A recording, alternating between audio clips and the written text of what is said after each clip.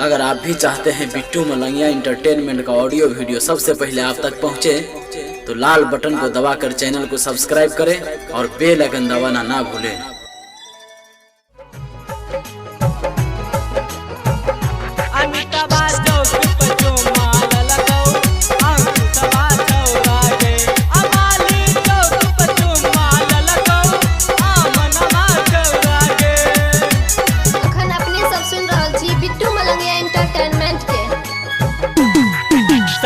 जवा छौरा गे अगोरा की नीतीशवा छौरा गे,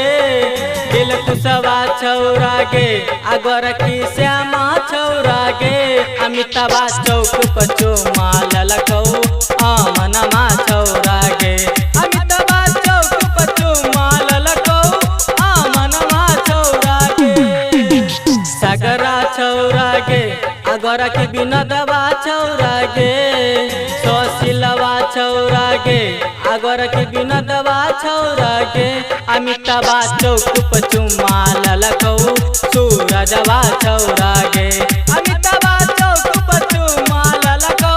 सूरजवा छौरा गे।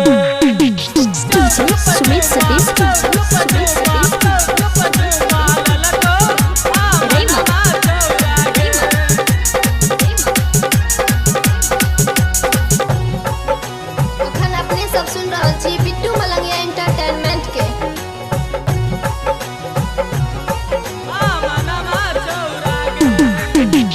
गाल कटल कौ निर्जा छौरा सनुआ चुसल कौ ठोर,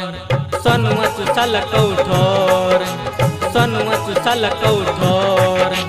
गाल कटल कौ निर्जा छौरा सनुआ चुसल कौ ठोर,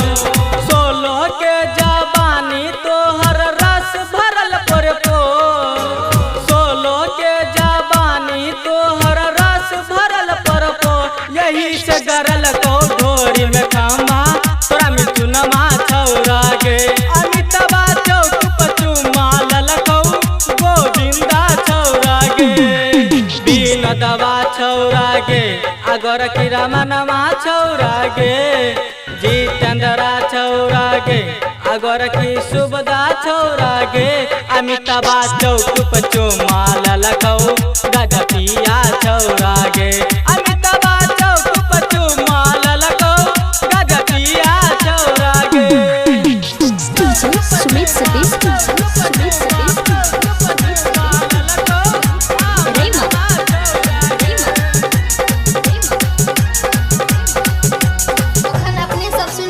बिट्टू मलंगिया एंटरटेनमेंट के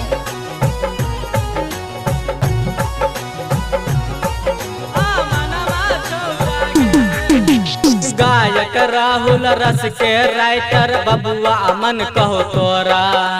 बबुआ अमन कहो तोरा, बबुआ अमन कहो तोरा, गायक राहुल रस के राइटर बबुआ अमन कहो तोरा,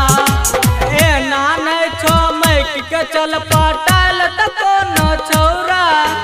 ए नानै छो मैक के चल पटाल त कोनो छौरा, जिलेबी अम्मा अम्मा जब तोरा लेतौ छौरा गे, अमिताबा चौक पचु माल लखौ रबिया छौरा गे, रोशना छौरा गे अगोरा की शोभा छौरा गे,